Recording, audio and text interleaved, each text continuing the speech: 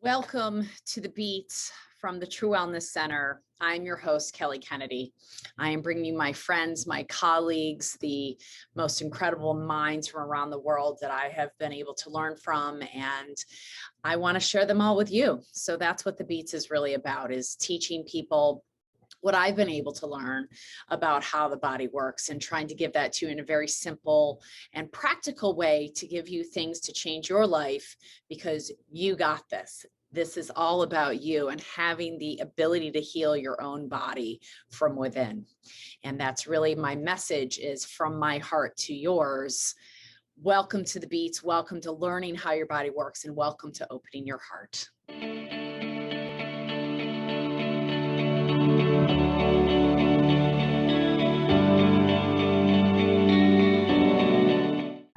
So welcome to the Beats with Kelly Kennedy, and this is a special episode because, as you know, I always want to bring you the beats of the heart of what's out there and truly how the universe works. And those of you who have listened to the podcast for a while know for Miele, and we are also honored today with Robert Weber from Weber Medical.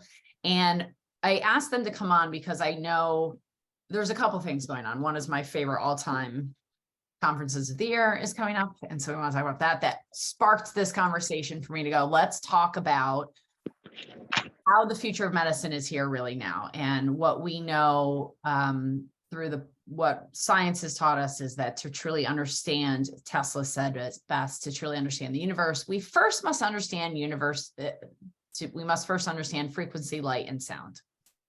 And so when I was exposed to Weber Medical, I was like, oh my gosh, really? Are you kidding me? Is this real?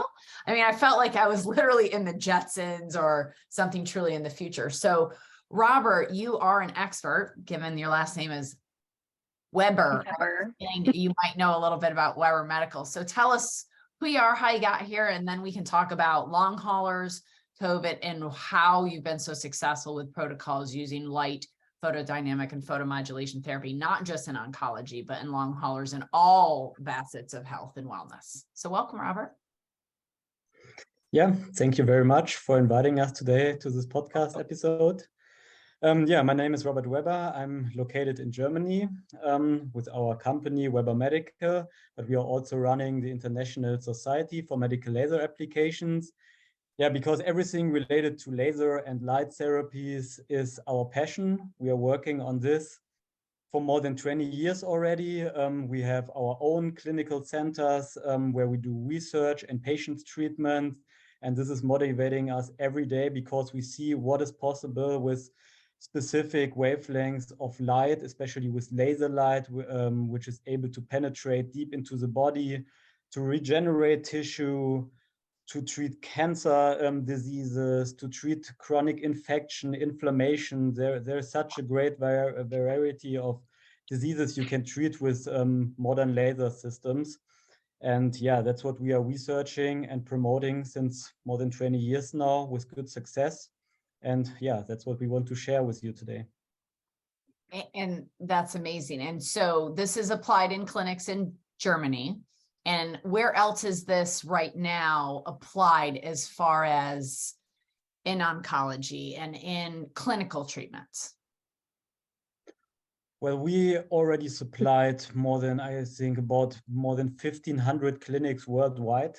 So right from the beginning, it was our aim to work really on an international level.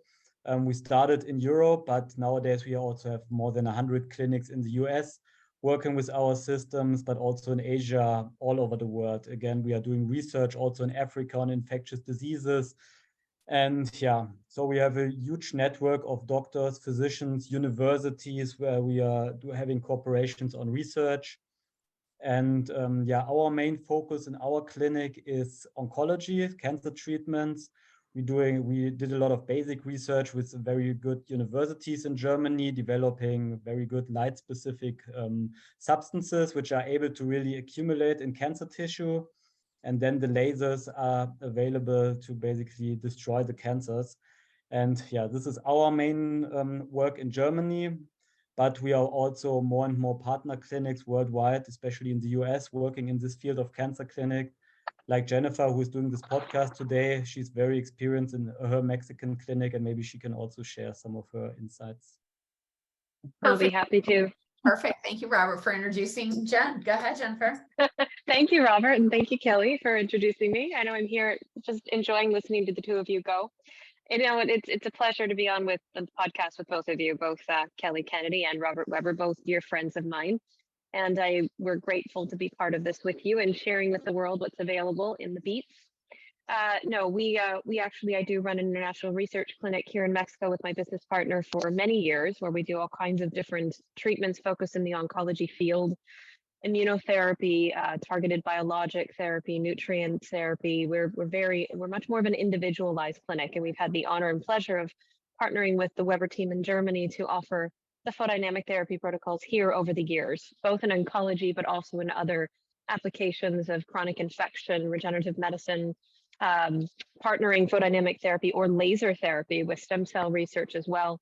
So we have seen some phenomenal results with the integration of these different therapies. We really have. And it's an honor to be part of developing and designing protocols. What I'm most excited about with the Weber team is not only are they like a family and they're very, very focused on the ongoing research, is exactly that. There is always something new in the field of photodynamic therapy or laser therapy with the Weber team. They're always coming up with something new. They're not just stagnant and staying which was there 2 years ago. There's always something different coming every year, which keeps this field moving forward. They're pioneers.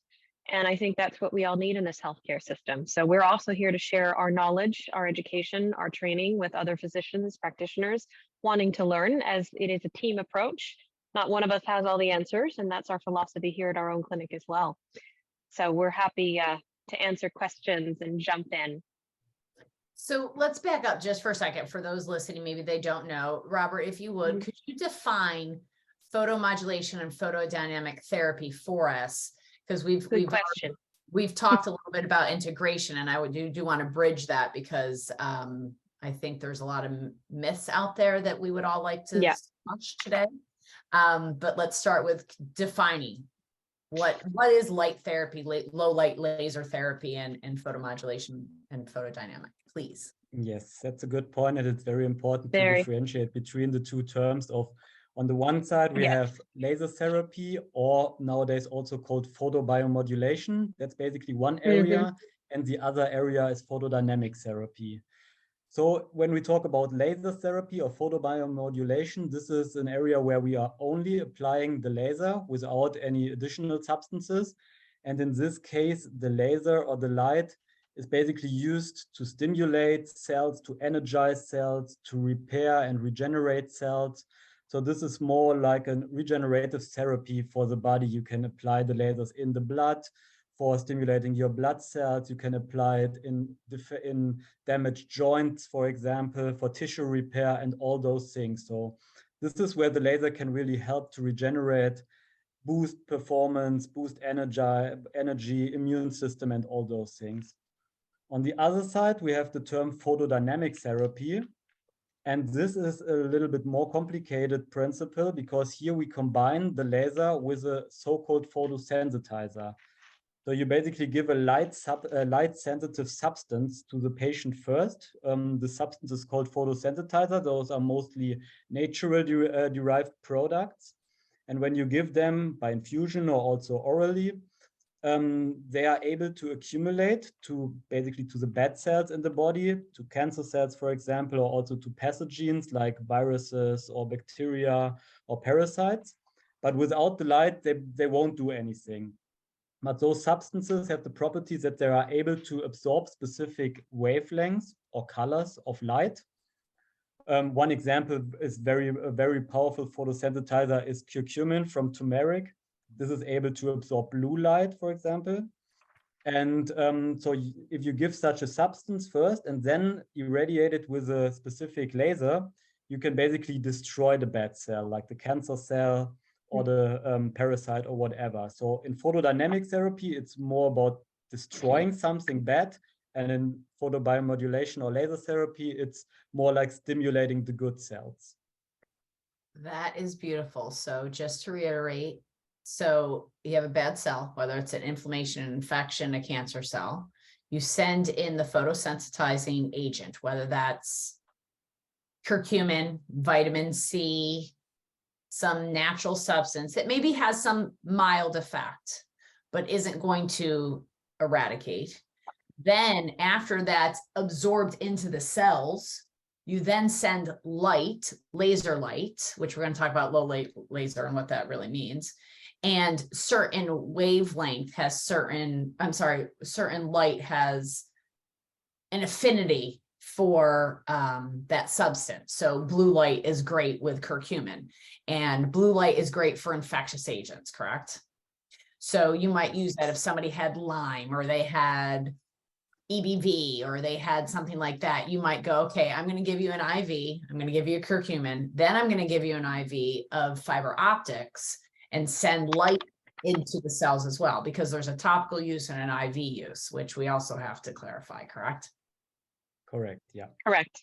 And that is freaking wisdom. I'm just saying that is freaking brilliant. Like, awesome. Like how better to use the innate intelligence of the body than give it the natural substance, bring it light to where it needs to go, and then let the light do the work of creating the proper mechanism in the body and the rehabbing of that tissue, the regenerative capacity of the entire body, but it just needs light to do it. So beautiful.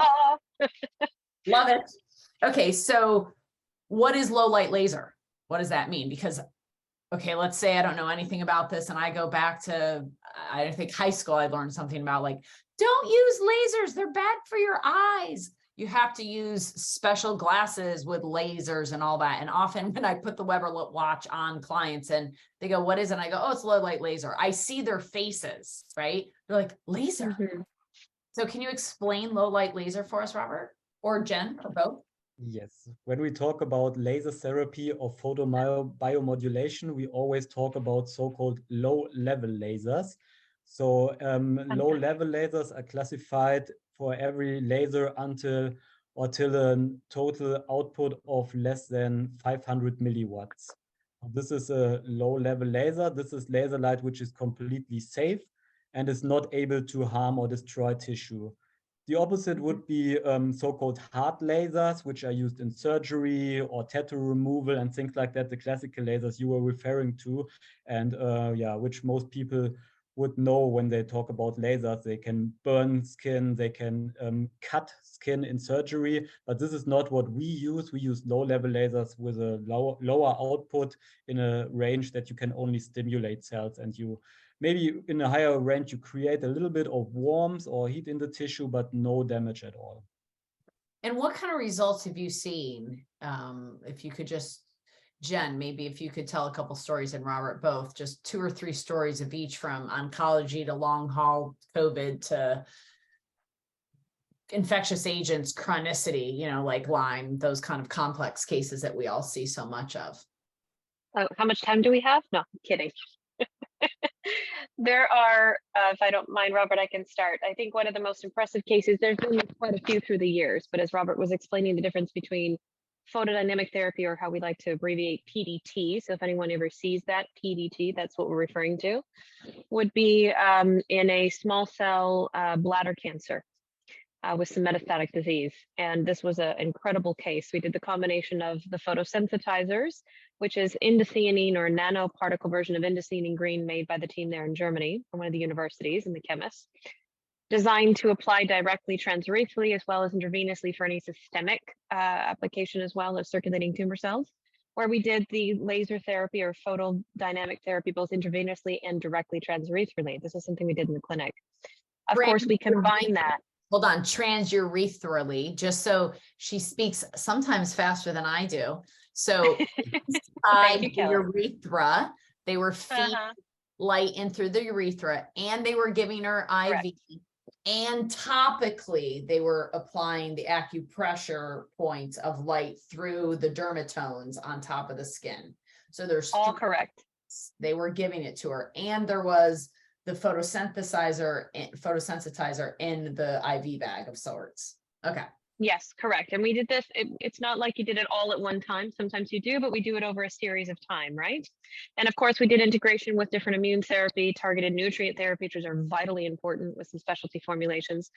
And this entire plan showed about 6 months after treatment, follow-up of cystoscopies, pathologies, all the testing that's needed to be done after something like that diagnosis showed clear pathology, which was amazing. Has continued to show clear, knock on wood, now almost a year and a half, 2 years later. So, I mean, these are the kinds of things we see. We know it doesn't happen in every case, but we can go on with liver metastases. We see the same thing. We see reduction in size. We see And these were cases that were terminal, essentially. Like these are exactly where else to turn. And I want people to understand that that's, for me, the wisdom, or I don't even know what to say. Like, it's not the wisdom, but it's interesting to me that the research is done oftentimes on the most desperate of cases, on the cases that nobody can help. And so they're like, yeah, I'll try anything. And yet Light Medical has found, in combination, never standalone, right? But in combination with integrative other therapies, immunotherapies, and so forth, terminal cases are living. Exactly. Months to years beyond their prognoses. Exactly. And that's, I think, what we're all striving for is, we know that we're not always going to get the result, but the fact that we're getting more and more positive outcomes and results is rewarding and impressive, which means we're on the right track. It's the orchestration of all these therapies too, right? And we can go on in oncology for a while, because both there in Germany as well as here, we see so many oncology patients. And unfortunately, Kelly, and fortunately, because it strives our field forward, most people find all of us when they're very, very sick. Yeah. So like you're saying, yes, these treatments are working even on people but that think are about what suffering. If we can think about, and Robert, I want to go to you for a couple of stories, but think about what that means. Like, if it's turning that case around, imagine what it could do for you with a little constipation. That's what I want. Or a blood clot. I cleared my own blood clot with one of these. So ask me all the time, like, how often do you wear your Weber watch? I'm like, I don't know. Every day. Like 5-8 times a day. Well, why? I don't know. I just want to feel better than, like, I don't know. Why not? There's no reason not to wear my Weber watch 5 times a day. So I actually sent ours to my friend Zoo, but anyway, the other ones at the office. So Robert, some other stories that you've seen where either oncology or infectious disease, anything. Yeah, well, now that Jenny already talked a lot about cancer, I will shift to the infectious diseases topic, or infections in general. So that's one of my specialty where we do a lot of research. So for example, we did a big study in Nigeria on very aggressive acute malaria patients, and it was really incredible. There are still more than 500,000 people dying every year from malaria. And we did a large study population, and in our study group, we gave the patient riboflavin as a photosensitizer, and then treated them with blue laser and ultraviolet systemically. And after just 2 treatments, 80% of the patients had no more parasites detectable in their blood.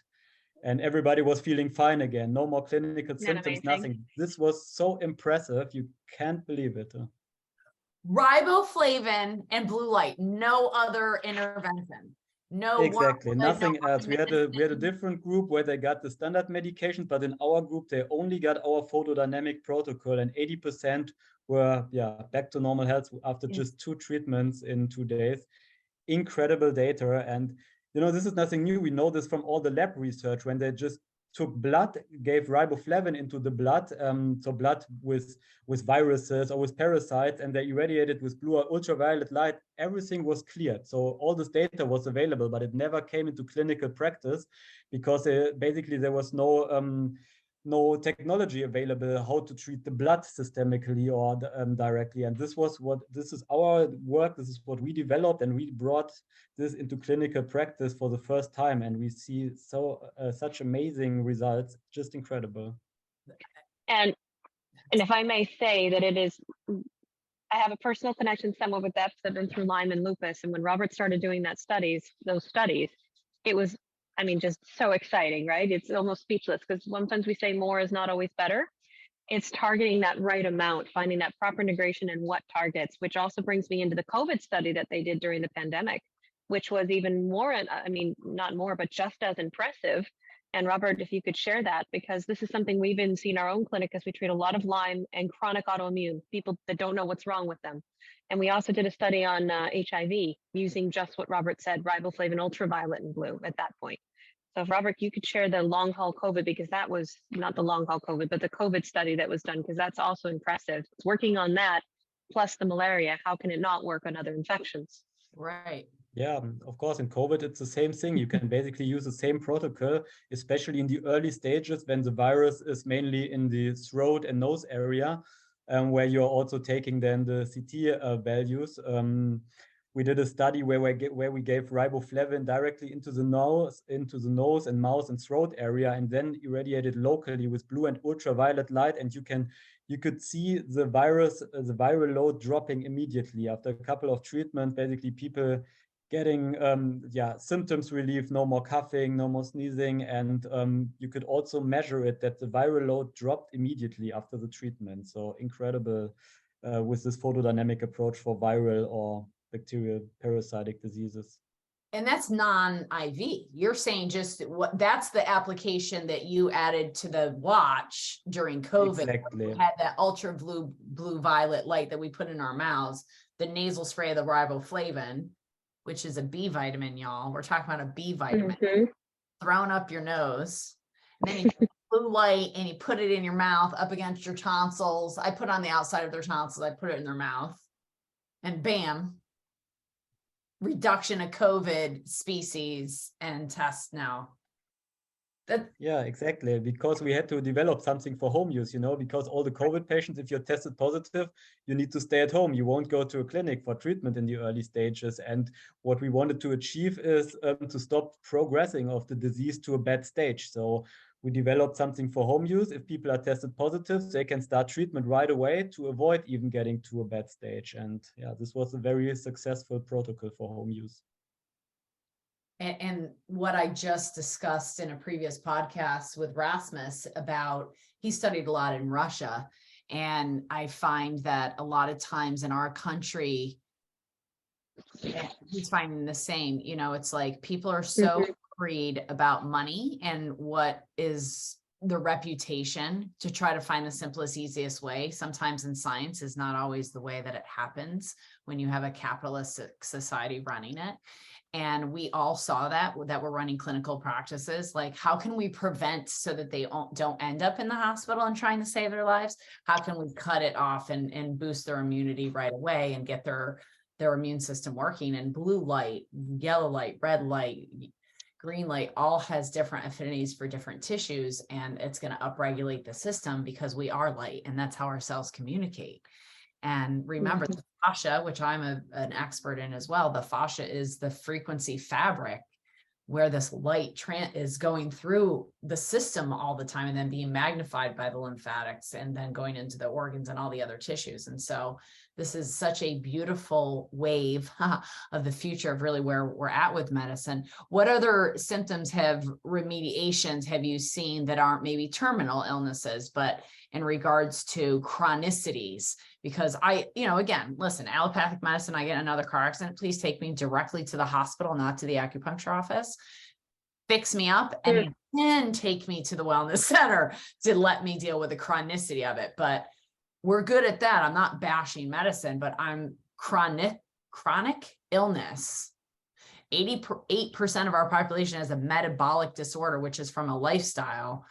So that creates chronicity. And so what have you seen by turning it around with light? Give me some other examples. You or me, Robert? You can start again if you like. Well, I think there are so many applications, Kelly. I think in a way, because light is giving back energy, right, to the body. So what we've seen is when many people ask us, well, where could it, where would be the limit of where it could assist or help or work? I always kind of chuckle and say, well, honestly, there's always areas that we know that it works very well in because we've had the studies and the clinical experience, but there's really nothing where I could probably say that it does not have some type of an effect on. The home care devices are amazing, and they can be used in clinic or home. But the one thing I want to share about that is also, I had a blood clot years ago in my leg, actually on a way to a conference to meet the team. And that little watch that you're running around with wearing on your wrist that you asked how long do I use it every day? I used that over my leg for 3 days in a row. I didn't take any of the traditional anticoagulant medications. I used some curcumin, and that was it. And applied it over my leg for about 3 hours. At the end of the day, with the leg elevated, I have a Doppler ultrasound from before and after, and the blood clot completely cleared. The radiologist was mind-boggled, baffled on how something could clear that quickly. So we know also understanding how a lot of these chronic infections and oncology and all these things also relate to poor vascularity and vascular issues. We know this.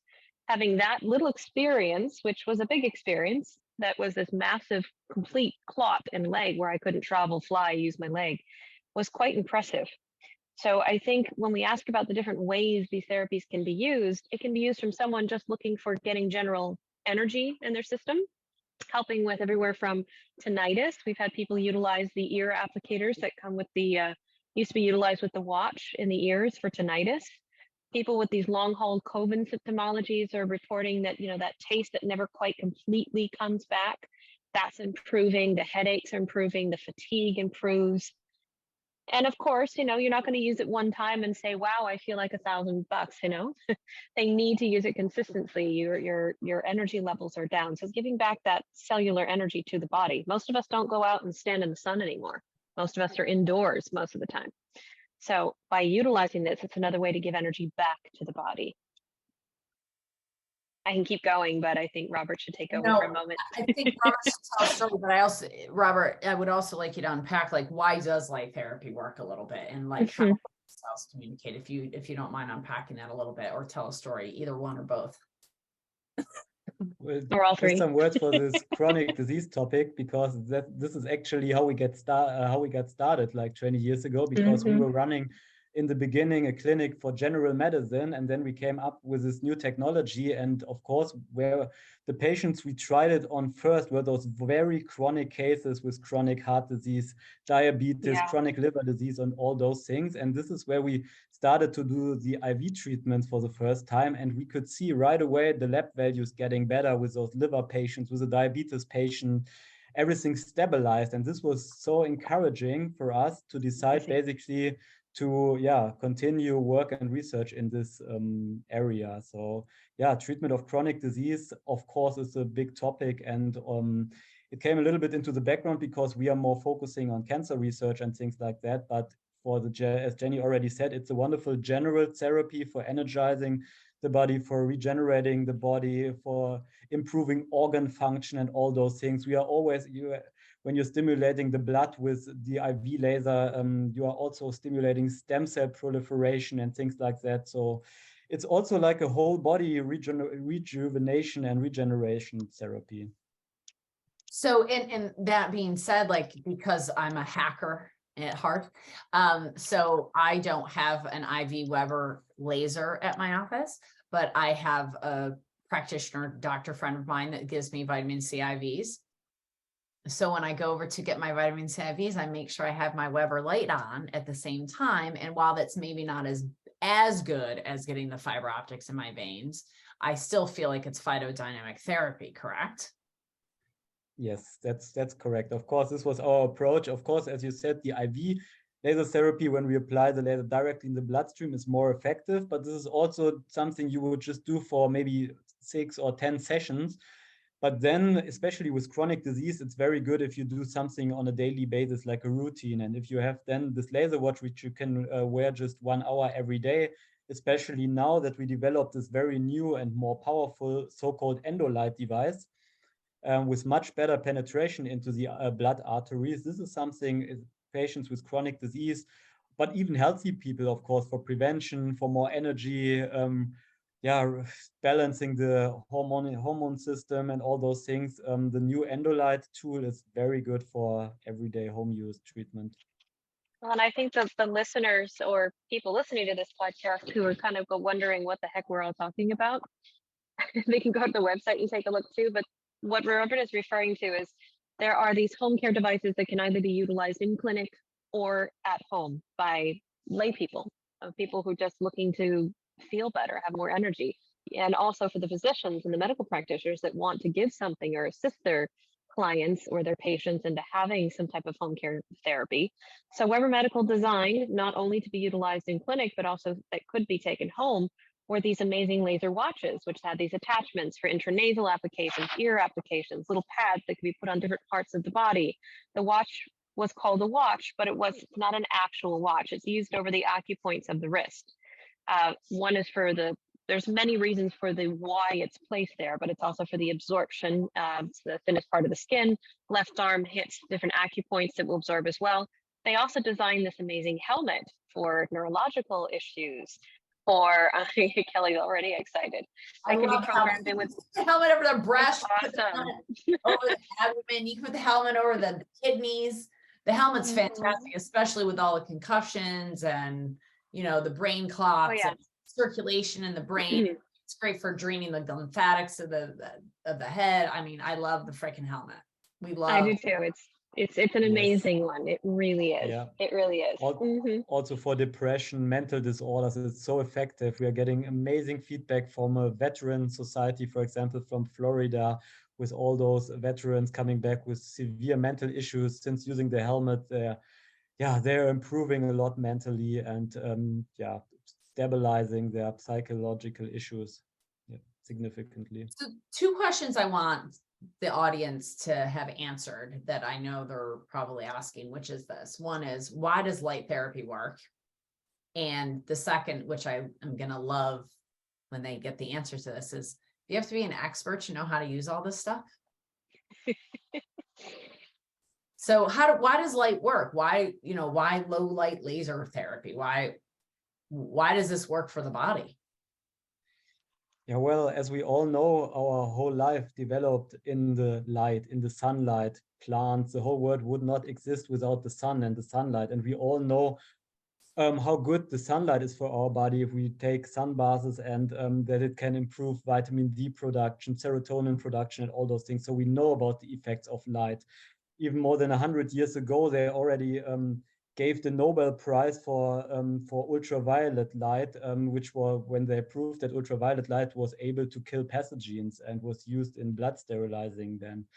So there's a lot of proven evidence, either just from nature, but also from lab research, from medical research. We know how powerful light is. And with the lasers, we can just focus it and bring the effects into a more focused area on specific areas of the body where we really need the energy to either destroy a bad cell or to help regenerate a good cell. Jenny, do you want to say anything about that? I was just going to jump in and say that I think Robert's answer was absolutely perfect, honestly. I wouldn't really jump too much, but why does light therapy work? I think I can jump, if you don't mind, to the other one of how difficult is it to use? Yeah.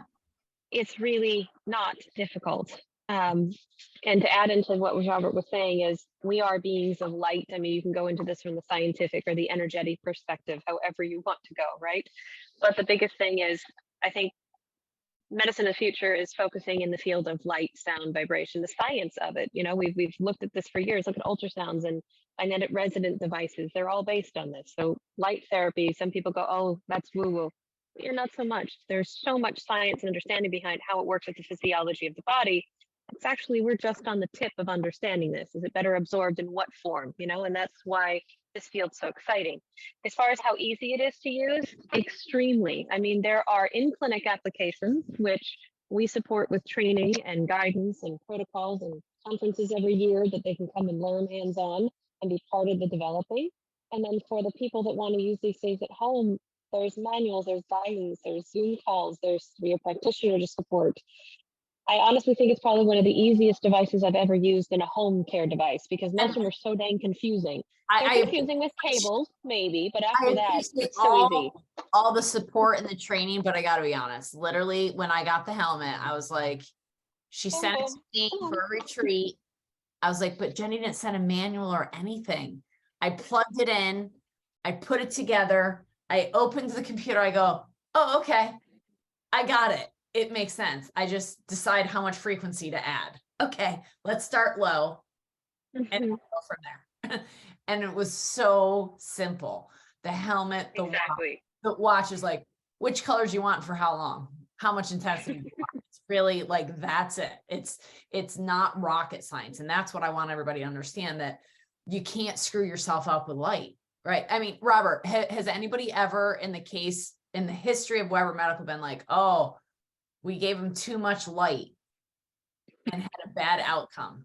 No, I don't think so. And that's also one of the big key advantages of light therapy, that you really cannot do something bad. There are no side effects. There's no overstimulation. Of course, at a certain point, if you're giving like hours and hours of laser light, the cells are saturated and they cannot absorb more energy, but it's not like you would harm the cell with it. So no side effects, no toxicity.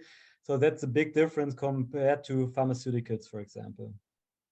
And that being said, for those that are out there doing maybe more conventional, what I would call allopathic treatments, right? They're doing maybe chemo or radiation, or they're doing IVs of antibiotics for Lyme, or they're doing Remicade for RA, or whatever type of pharmaceutical treatment they're doing. Would light be indicated in all of those, or contraindicated in any of those?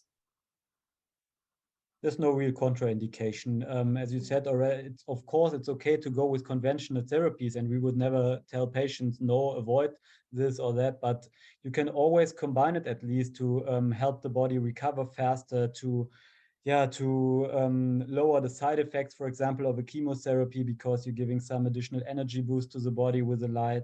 So it's always a good add-on, because you won't do anything bad, and there's also no contraindication in combining it with other therapies. Probably even other therapies would be more effective, because what we know, especially from the systemic application of light by the watch or by the intravenous laser, you can imagine if you give this into the bloodstream, you're basically opening up the whole microcirculation. It's like a big door opening in the body. So all the therapies you're giving, IVs, nutrients, or whatever, everything can be absorbed better by the body. And maybe you can even give other things then in a lower dose to avoid or to lower the side effects of this. And Jenny, have you found that your patients that have come to you that are on chemo with the light therapy, have they had a benefit from the side effects of chemo? I mean, listen, I watched my father go through chemo and radiation 7 times. It's not pretty. And I watched him have a stroke right in front of me, right where they did chemo and radiation.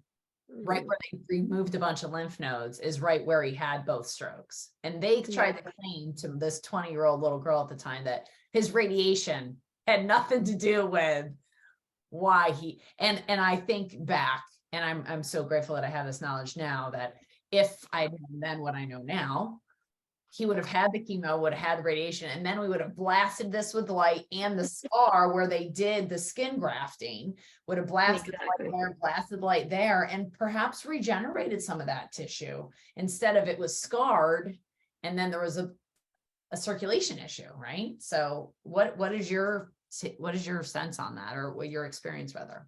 It's a huge one, actually. So we always do, especially people that come to us that have been on full dose or full blown chemo and radiation.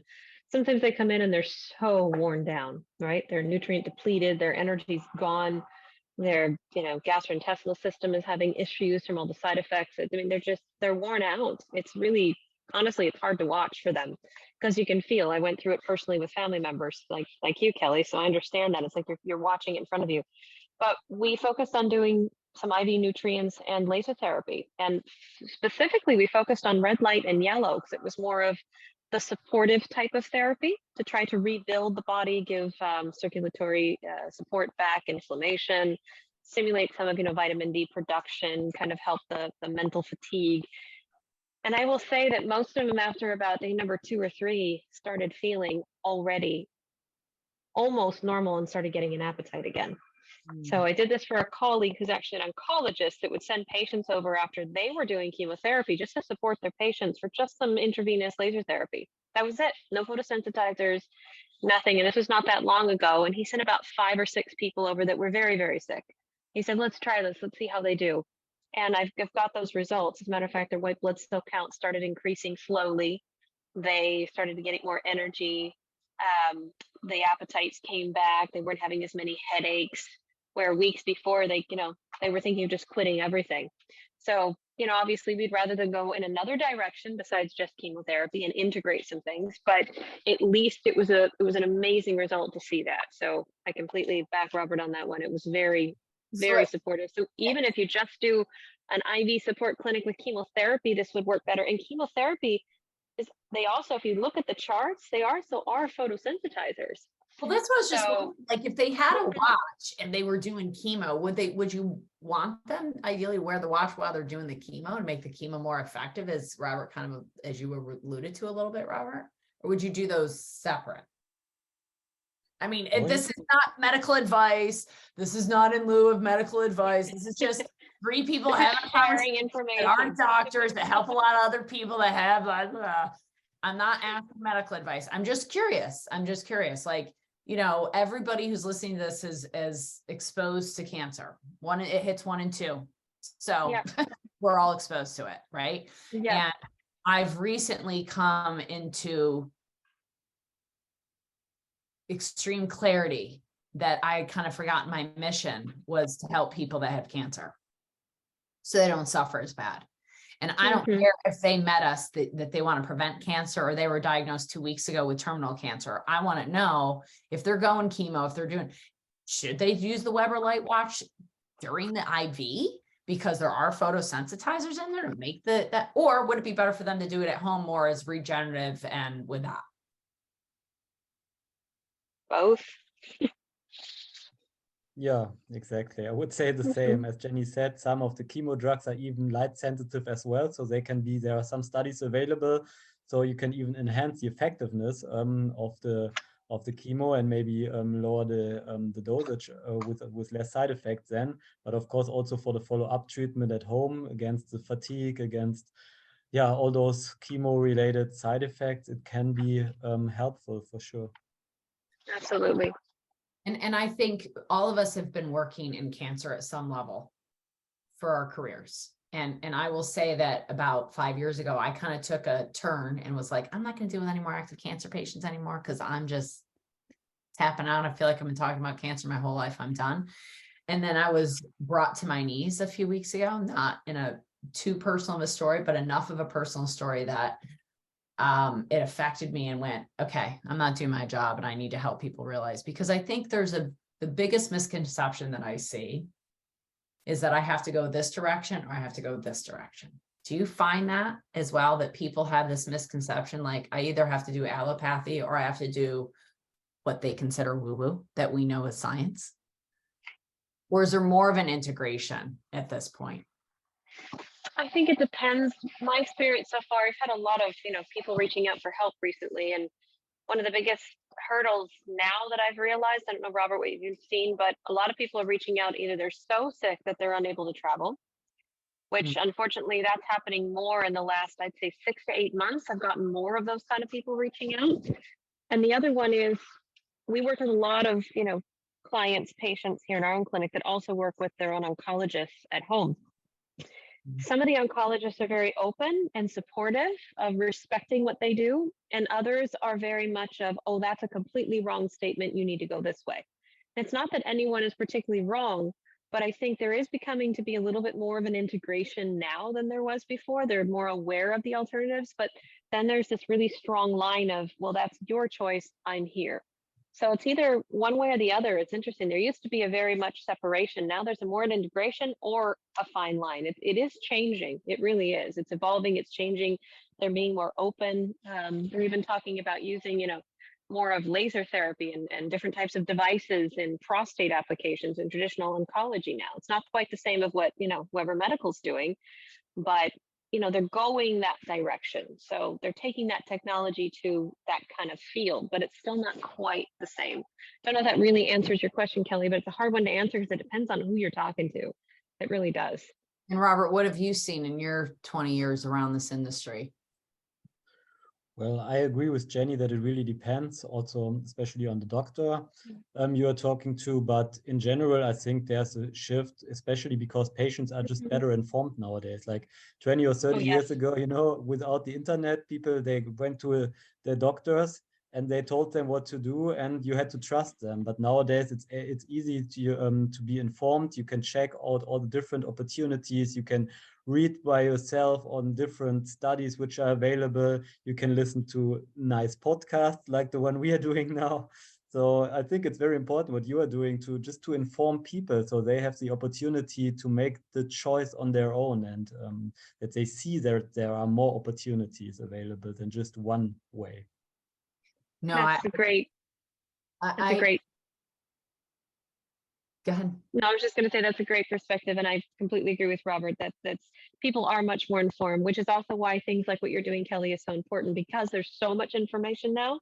There's also a lot of people that are getting confused, not in a bad way, but it's more like, okay, there are all these things I can do, so there's no lack of understanding. But I think it's really important, the work that you're doing and that we're all trying to do here, is educate people on a non-biased platform, right? Trying to educate them what truly is available and what might work for one person may not work for the next. So it's important to find what's right for the individual.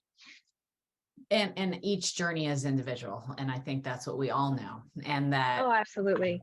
We're trying to get everybody to realize that this is about the quality of our lives. And this is about the of health and wellness, and that quality of water, quality of light all matters. You know, I had a client send me an email a couple of weeks ago, and she was like, found some crazy low light laser watch online, was like, oh, is this kind of what you have? And I was like, nope. Don't even try. And then I was like, Jenny, we need to do a podcast, because I need people to understand it's the quality, and the research is based upon what you guys are using, the quality of the lights, the spectrum of light. And so to that end, and to what Robert just said, the information is out there. And whether you go to brmi.online, where we have a ton of information there about light therapy, sound, and frequency, and how the body really heals, whether you go to webermedical.com, isn't it .com, webermedical.com? I think so. webermedical.com. But there's also weberlaser.com. Weberlaser.com. That's the other one. Yes, weberlaser.com. And you can research it. But I have to say, and I am very biased in saying this, that I am a bit of a junkie when it comes to two things. I love good music, live good music, and I love good education that's deep. With you there. Really in my brain, like making me think. Mm-hmm. So last year, Dr. Schaffner, which is how I met Jenny, says, oh, you know, you got to come to the ISLA conference. So I was like, but I don't do IVs. And she's like, I know, but you're going to want all the information. Trust me. So I go, and like the second day, I'm like, I feel like a kid in the candy store. Like I'm frothing at the mouth.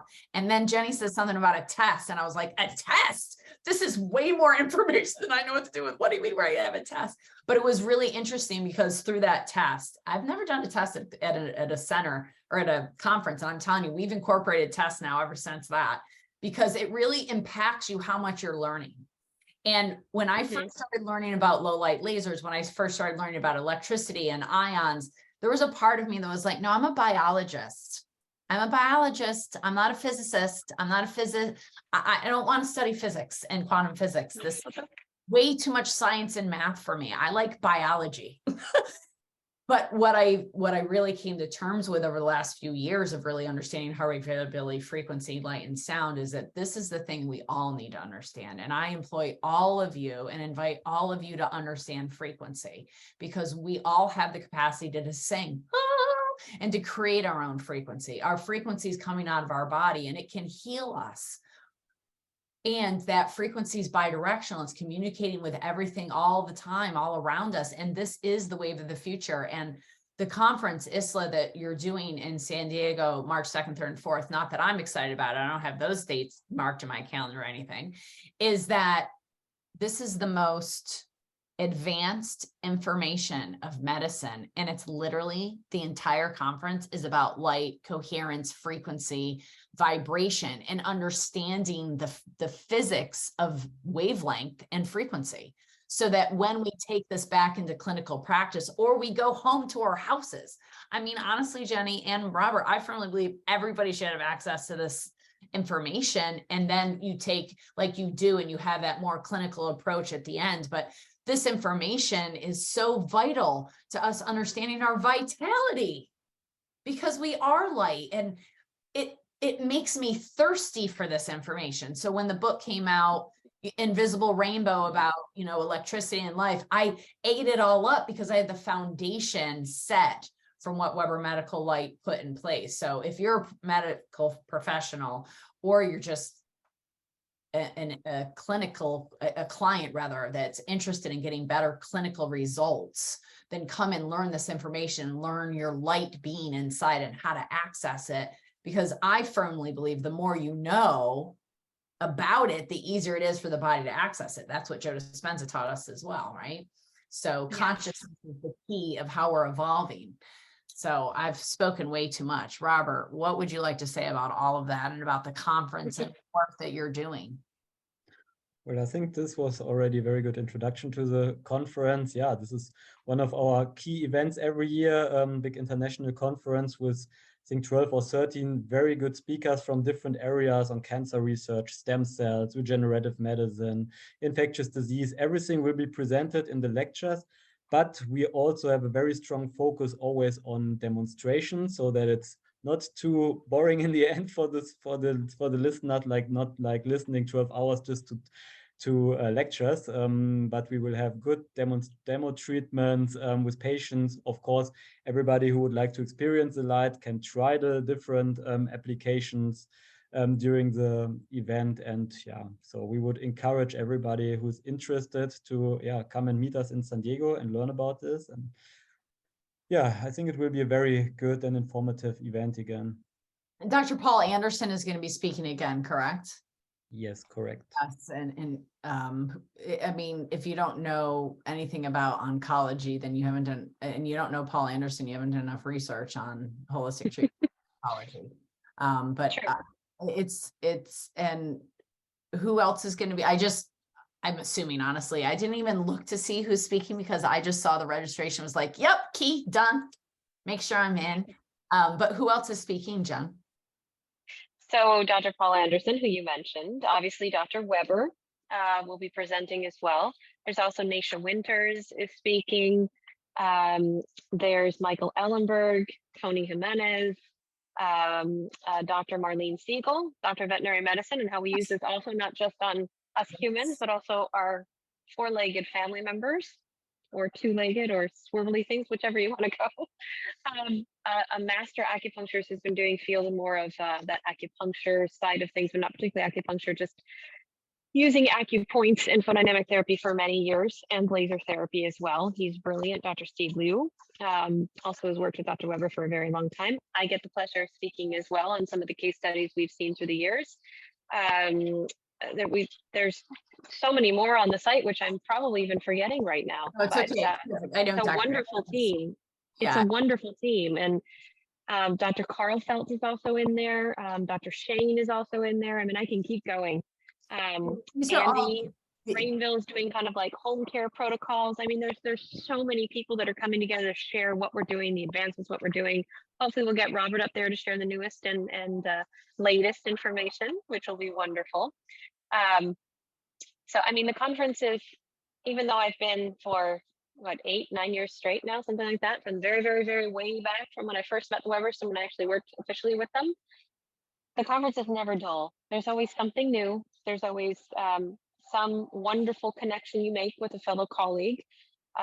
There's ways to grow for the new year. It's, as Robert was saying, there's ways to experience hands-on as well as listen to lectures. It's not just sitting in a room and listening to a lecture all day. It's also hands-on applications, discussions with the practitioners, the lectures. And there are a lot of people attending this conference that are not actually speaking, but that should be speaking for the next one and will. So obviously we don't have time to fit everyone in.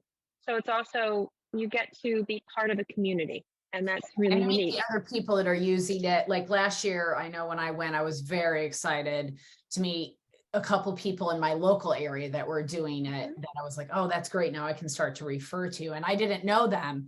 And that's always fun when you go to conferences and you meet colleagues that are close that you didn't know were right around the corner, because most of us hide. Although that's going to change. We're not going to hide anymore.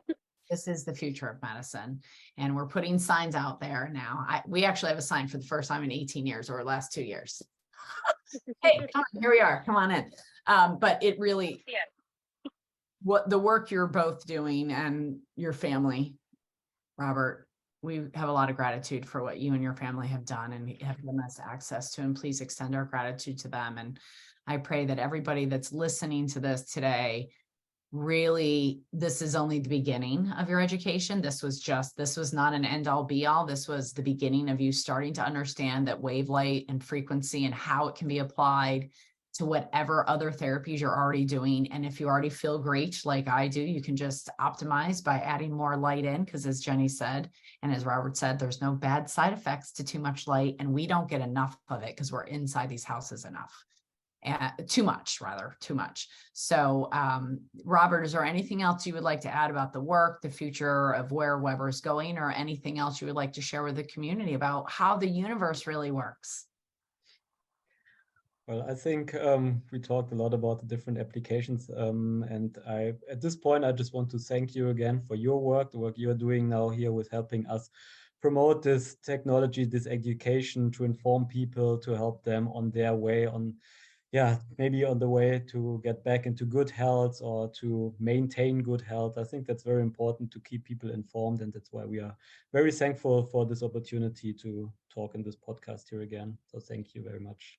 Absolutely. Hey, everybody knows I love to talk, and I love to talk about great things that help people. So I feel like I'm the luckiest girl alive with this job, honestly, of running the podcast, but thank you. And Jen, is there anything you want to say? I think something similar, that I want to thank you to Kelly for putting this together and making this your passion and sharing with people. It's something that we're all here to do. And the one thing I can leave us all with is also to Robert and his family and the entire team in Germany. It's a pleasure and an honor being part of this whole team. I think this year will be a wonderful year for everyone. And I encourage people to, like Robert said, research, ask questions, look outside the box. I think that's one of the reasons why they're probably listening to this podcast together. We're here to support one another and not compete with one another, but actually truly support one another and find things that do actually help us. And that's one of the reasons we're all here today sharing what we're sharing. So we found something that does do that, and we're constantly searching. So thank you, Kelly, for being part of that movement and sharing with us. And if you can't afford any of this, go outside in the sunlight. Oh, heck yeah, absolutely. Get outside in the sunlight. It's got all the healing you need. And drink some water.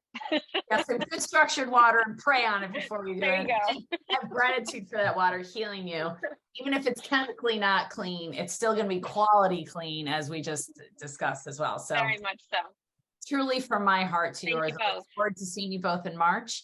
And thank you all for listening. And from our heart to yours, truly light up the world, everybody, with your Webers. Have a great day.